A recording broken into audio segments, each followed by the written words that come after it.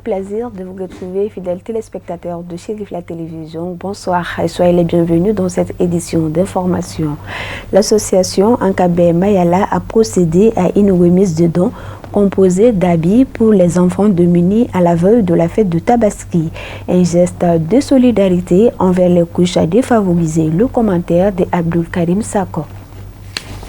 L'association Ankabé Mayala a une fois de plus fait parler son cœur en faveur des plus démunis. À la veille de la fête de Tabaski, elle a procédé à une remise de dons composée essentiellement de nouveaux habits aux enfants dont les parents sont démunis. Quatrième du genre, la cérémonie de distribution des habits était placée sous la présidence du PCA de l'association Ankabé Mayala, Badra Ali Ousmane Haidara. Il aura déboursé la bagatelle d'1 500 000 francs CFA pour donner le sourire à plusieurs enfants en situation défavorisée. Le geste s'inscrit dans le cadre de la solidarité en cette période exceptionnelle pour la communauté musulmane.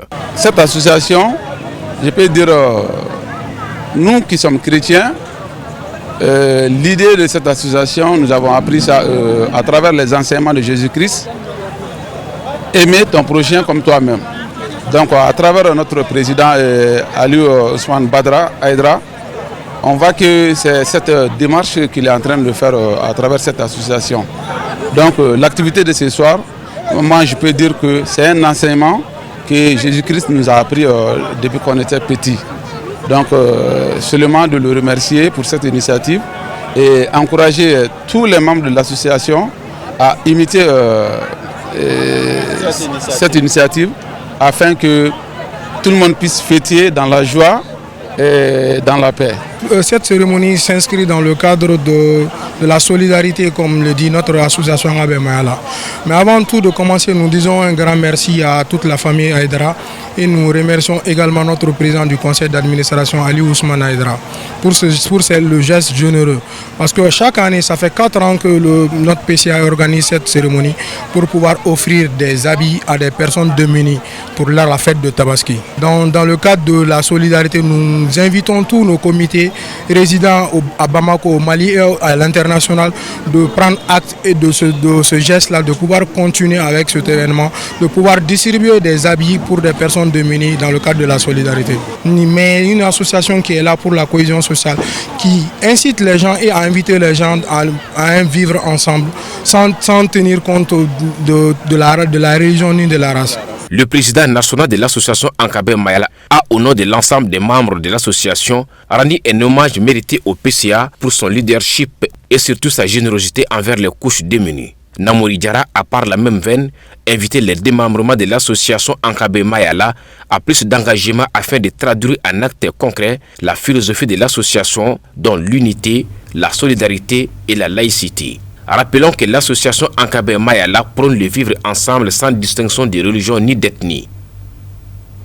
L'ONG Al-Farouk et ses partenaires ont procédé à une distribution de viande aux personnes vivant avec un handicap et tant d'autres personnes nécessiteuses afin de permettre aux bénéficiaires de fêter avec faste la fête de Tabaski. La cérémonie s'est déroulée ce mercredi 27 mai 2026 à Moribabougou. Le reportage de nous connaît avec la voix de Samaïra Sanogo. Donner du sourire à beaucoup de personnes, notamment à des personnes vivant avec un handicap, dans le souci de permettre aux bénéficiaires de passer ce moment de fête dans l'allégresse, est tout le sens de cette cérémonie de remise des viandes organisée par l'ONG Al-Farouk et ses partenaires à Moribabougou. À l'image des années précédentes, plusieurs familles vont encore bien fêter grâce à cet appui humanitaire entrepris par l'ONG Al-Farouk avec le concours de ses partenaires à travers ce don de viande de vache. La rencontre de soir, c'est la distribution des sacrifices de célibat. Donc on est là au nom de Diana Turk, c'est une partenaire de l'ONG Al-Farouk du Mali. On a comme projet de faire sacrifier 200 bœufs au nom de Dianet. Bon, ici, on a la distribution de 20 bœufs. La plupart va partir aux associations des handicaps de Moribabougou et d'autres associations aussi. Ce sacrifice-là, c'est pour le diminuer de la population. Bon, la plupart de nos handicaps font partie de cette catégorie de la population. Bon, c'est pour cela qu'on a choisi de venir ici à Moriba Bougou. Visiblement comblés de joie et très satisfaits de ce geste hautement humanitaire, les bénéficiaires saluent l'initiative tout en laissant entendre que l'acte est venu à point nommé compte tenu du contexte difficile qui traverse le pays à l'heure actuelle. Nous sommes vraiment aux anges, nous sommes très contents d'avoir reçu ce don de la part de votre ONG. Et ce n'est pas la première fois que vous faites ce genre de don, mais cette fois-ci vraiment ça vient à un point vraiment nommé, dans la mesure où nous traversons une crise sans précédent. Tout le monde connaît vraiment les difficultés que nous rencontrons. Et surtout pour les personnes vulnérables comme nous, comme les personnes handicapées, les personnes vivant avec un handicap. Nous sommes vraiment ravis du don, vraiment. Ils ont tout de même saisi l'opportunité pour appeler d'autres personnes de bonne volonté à faire leur cause les leurs, avant de demander à tous les Maliens de croiser les doigts pour la paix et le retour définitif de la stabilité au Mali, en cette période de grande dévotion. C'est juste prier pour le retour de la paix, de la quiétude dans ces pays. Ce pays a tant souffert. Ce pays a besoin de tous ses fils et de toutes ses filles. Alors nous devons tous nous lever comme un seul homme et défendre la mère patrie. Surtout en cette période-là. C'est l'éveil patriotique qui doit prévaloir. Donc c'est dans ce sens-là que c'est le dernier mot que je lance et prier pour le retour de la paix, de la quiétude dans ces pays-là. Pour ces gestes de solidarité agissante posés par l'ONG Al-Farouk et ses partenaires, devenus une tradition au fil des années, les donataires apportent une vingtaine de vaches aux bénéficiaires de Moriba Bougou. La remise des kits aux cibles a constitué l'essentiel de la cérémonie. Vivement d'autres initiatives. Nous restons toujours dans le canal de la fête de Tabaski, dans un geste empreint de solidarité et de responsabilité sociale. L'entreprise Sonia et Amidou, en partenaire avec ses alliés, a offert 100 moutons à la population de Sabali-Bougou. Cette initiative vise à soutenir les familles vulnérables et à leur permettre de célébrer dignement les fêtes traditionnelles. L'événement, marqué par une atmosphère de gratitude et de communion, a constitué un moment fort où donateurs et bénéficiaires ont exprimé, chacun à leur manière, la valeur du partage et de l'entraide communautaire. La cérémonie s'est déroulée sur le terrain d'Anaya de Sabali-Bougou le mardi 26 mai 2026. Le reportage de Youssouf Koulibaly avec le commentaire de Amadou Kamara. À la veille de la fête de la Tabaski, l'ambiance à Sabali-Bougou était empreinte de satisfaction et de gratitude. Pour la première fois, les habitants de ce quartier ont bénéficié d'une action de grande envergure initiée par l'entreprise Sonia et Amidou et ses partenaires. La remise des 100 moutons s'est déroulée dans un cadre solennel en présence des donataires et des bénéficiaires. Chaque famille sélectionnée a reçu un mouton, symbole fort de partage et de fraternité, permettant aux plus démunis de célébrer la fête dans la sérénité. Les bénéficiaires visiblement émus ont exprimé leur reconnaissance face à ces gestes qui dépassent la simple donation matérielle. Alors on a fait plusieurs dons de 100 moutons par quartier. C'est un moment très particulier pour les musulmans. C'est le mois qui représente le sacrifice de soi, le don de soi. Donc on a décidé de multiplier pour aider un maximum de personnes et pour donner de la force au Mali parce qu'actuellement c'est pas facile. Donc voilà, on a voulu faire un sacrifice de nous-mêmes et de notre amour pour le Mali. Le seul mot, c'est amour. On ne doit pas faire de différence. Si tout le monde s'entraide, si tout le monde s'aide, personne ne va manquer. Donc faire un appel à l'entraide, à partager et sans regarder qui est notre voisin, qui est qui, mais juste donner, sans réfléchir. Voilà. Par cette initiative, l'entreprise Sonia et Amidou et ses partenaires réaffirment leur engagement en faveur de la solidarité sociale et de la cohésion nationale, inscrivant leur démarche dans une logique de responsabilité citoyenne et de proximité avec les populations. C'est pour montrer à quel point c'est une journée très importante où on doit donner, on doit sacrifier, mais pas que de la viande, on doit sacrifier de notre personne pour aider les plus démunis et les plus pauvres. C'est pour ça qu'on est là aujourd'hui, rendre hommage aux plus démunis, leur dire qu'ils ne sont pas seuls, qu'on les voit et Inch'Allah ça va aller.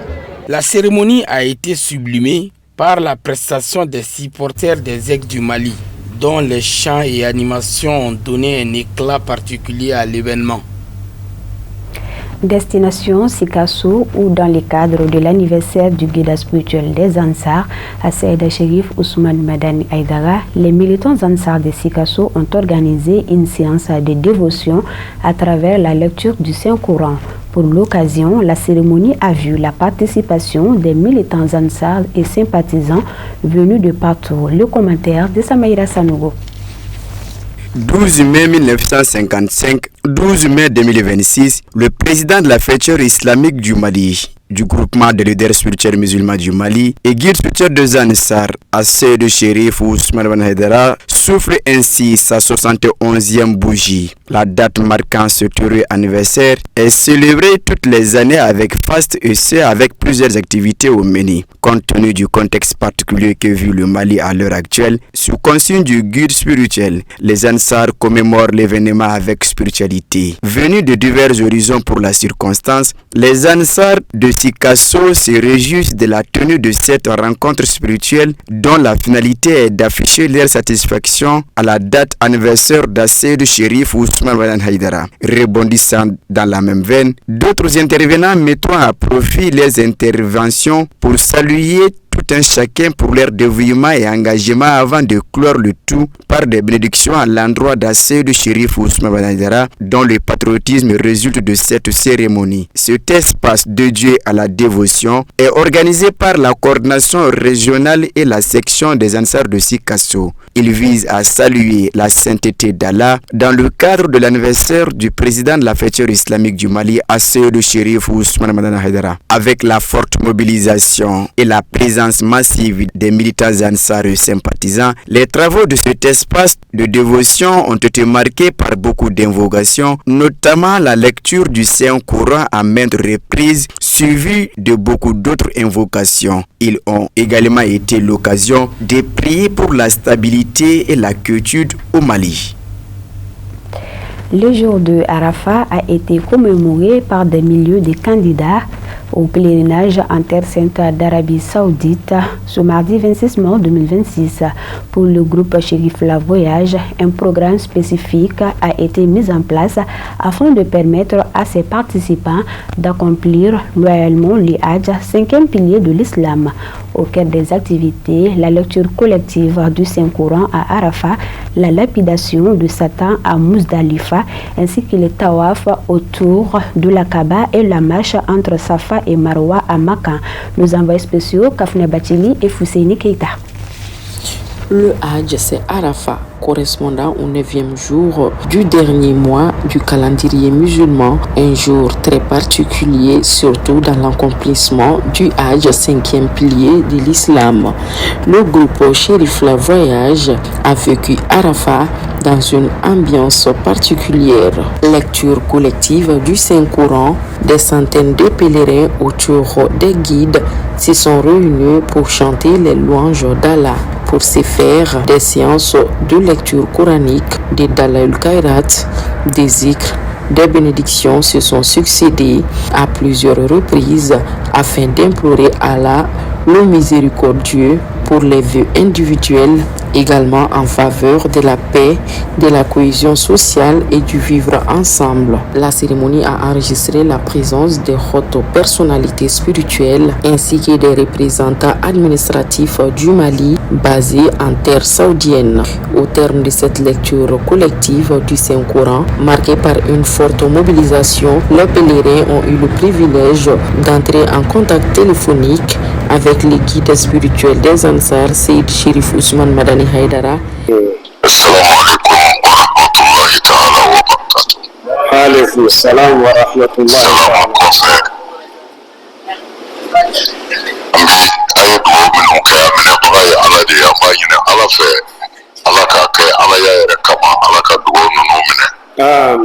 Ainsi donc, il a formulé des bénédictions pour tous les pèlerins en général et pour le Mali en particulier. En somme, le mont Arafat a été grimpé par des milliers de pèlerins venus des pays à travers le monde pour des prières individuelles et collectives. La nuit tombée, direction Mousdalifa afin de chercher des pierres pour ensuite procéder à la lapidation du Satan. Les rituels du Hajj se sont poursuivis à Makka à travers les 7 tours autour de la Kaaba, autrement le Tawaf du Hajj, et procéder à la prière de 2 rakas avant de boire l'eau de Zamzam pour enchaîner à travers la marche entre Safa et Marwa dans une profonde spiritualité. Tout au long du processus, les pèlerins du groupe Chérif La Voyage vibraient au rythme des invocations récitées à haute voix. Place à présent à l'actualité hors de nos frontières, commentée par Moussa Famba.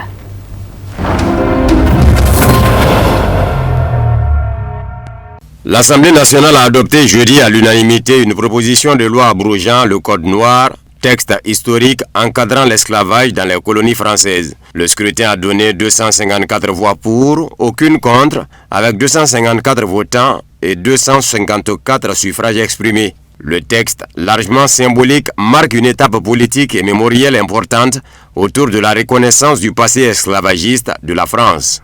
Les députés ont salué un vote de réparation historique dans un hémicycle unanimement favorable à la mesure. Par ailleurs, à l'occasion du 25e anniversaire de la loi du 21 mai 2001, reconnaissant l'esclavage et la traite négrière comme crime contre l'humanité, une cérémonie s'était tenue à l'Élysée en présence de plusieurs personnalités politiques et associatives, dont Christiane Taubira et le directeur général de l'UNESCO. Le président Emmanuel Macron y avait salué les avancées réalisées depuis un quart de siècle en matière de reconnaissance mémorielle, évoquant notamment le développement de la recherche historique, le renforcement de l'enseignement sur l'esclavage et l'instauration du 10 mai comme journée nationale de commémoration. Le chef de l'État était également revenu sur le Code noir, estimant que ce texte n'aurait jamais dû survivre à l'abolition de l'esclavage, tout en soutenant une initiative parlementaire visant à son abrogation formelle. Il a par ailleurs évoqué la poursuite des travaux mémoriels et scientifiques liés à la colonisation, ainsi que plusieurs projets, dont la création d'un mémorial des victimes de l'esclavage à Paris et des restitutions de biens culturels acquis dans un contexte colonial. Pour rappel, le Code noir est un édit promulgué en 1685 sous le règne de Louis XIV afin d'encadrer l'esclavage dans les colonies françaises. Il définissait le statut des personnes réduites en esclavage, considérées comme des biens meubles, ainsi que les droits des maîtres et les sanctions applicables, structurant durablement le système esclavagiste colonial jusqu'à l'abolition définitive de l'esclavage en 1848. Le médiateur de la Communauté économique des États de l'Afrique de l'Ouest CEDEAO auprès de la Confédération des États du Sahel AES, Lansana Kouyaté, reçu en audience lundi par le président de la Confédération de l'AES, le capitaine Ibrahim Traoré, a plaidé pour une coopération exemplaire entre les deux espaces, a-t-on appris de sources officielles. Nous avons parlé de sujets assez complexes qui touchent la sécurité, la stabilité de nos pays, a déclaré le médiateur de la CEDEAO auprès de l'AES à l'issue de l'audience avec le chef de l'État burkinabé selon un communiqué officiel de la présidence burkinabé. En tant que médiateur, Kouyaté dit plaider pour une coopération exemplaire entre la CEDEAO et la Confédération AES pour le bien-être des populations. Il faut donc, selon lui, travailler à maintenir une coopération entre les deux entités, une coopération nécessaire par les discussions géographiques. Après tout, la géographie unit ces deux entités, l'AES et la CEDEAO. Il s'agit surtout, selon M. Kouyaté, de permettre aux populations de continuer à aller de part et d'autre. Alors le président a donné des instructions qui sont éclairées et je crois que nous en profiterons abondamment, a-t-il dit. Le Burkina Faso, le Mali et le Niger forment l'Alliance des États du Sahel. Ces trois pays ont acté le retrait effectif de la CEDEAO le 29 janvier 2025, dénonçant un manque de soutien dans la lutte antiterroriste et une instrumentalisation de l'institution ouest-africaine.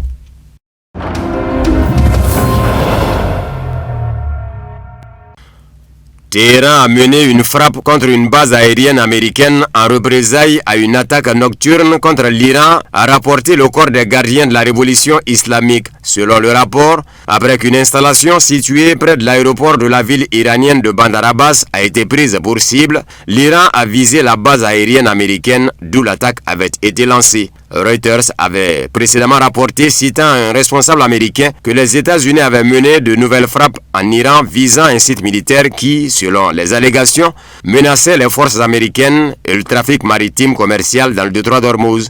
Les États-Unis ont frappé un autre navire soupçonné d'avoir servi au trafic de drogue dans le Pacifique Est, tuant 2 personnes, a déclaré le commandant sud des États-Unis, Southcom. Le 27 mai, sur ordre du général Francis Donovan, commandant du Southcom, la force opérationnelle interarmée américaine a mené une frappe nucléaire létale contre un navire appartenant à des organisations terroristes désignées, indique le rapport. Les renseignements ont confirmé que le navire empruntait des routes connues du trafic de stupéfiants dans le Pacifique Est et se livrait à des opérations de ce type. 2 narcoterroristes ont été tués lors de cette action. Aucun membre des forces armées américaines n'a été blessé. Le chef du Pentagone, Pete Hegseth, a annoncé le lancement d'une opération contre les cartels de la drogue en novembre 2025. Les frappes de représailles de la Russie et l'annonce par le ministère des Affaires étrangères de projets d'attaque systématiques contre des sites de l'industrie de la défense à Kiev ont sémé la panique dans la capitale ukrainienne, a déclaré à l'agence d'information russe TASS Nikolai Azarov, Premier ministre ukrainien de 2010 à 2014. Je sais qu'il y a eu une certaine panique là-bas. Les gens ne paniquent pas sans raison, a-t-il déclaré, commentant les tentatives de Kiev de minimiser l'efficacité des armes russes. Selon Azarov, les pays occidentaux se trouvent désormais dans une situation délicate. S'ils commencent à évacuer leur ambassade suite à l'avertissement du ministère russe des Affaires étrangères, cela prouvera que leur évaluation des capacités d'armement russes était erronée, a-t-il souligné.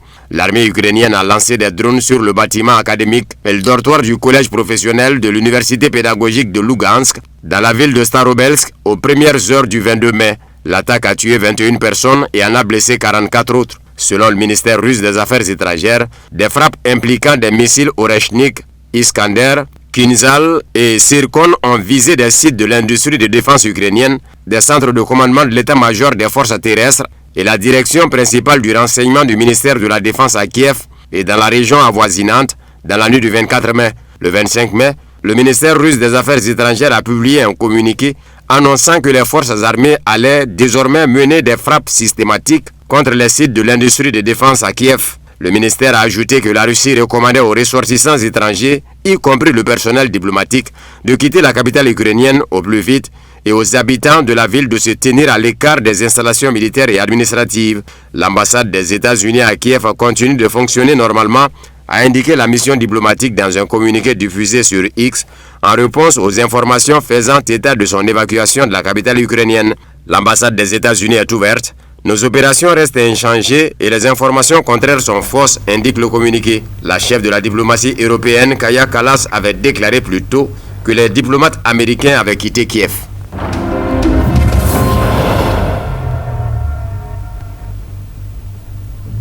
Ainsi prend fin cette édition d'information. Merci de votre aimable fidélité. Bonne fête de Tabaski à la communauté musulmane. À très bientôt.